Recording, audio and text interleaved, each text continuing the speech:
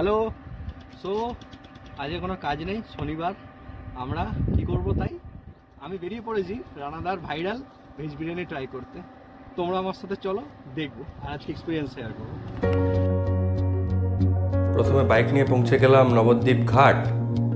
নবদ্বীপ ঘাট থেকে নৌকা ধরে পৌঁছালাম ওপারে মায়াপুর এবং সেখান থেকে ধরলাম টোটো করে ইস্কন মন্দিরের সামনে দিয়ে পৌঁছে গেলাম রানাদার দোকানে। তো ব্যাপারটা হয়েছে এখন 6টার আগে খুলবে না, এখন হাতে রয়েছে 1 ঘন্টা টাইম, তাই আমরা মায়াপুর মন্দিরটাকে এক্সপ্লোর করছি।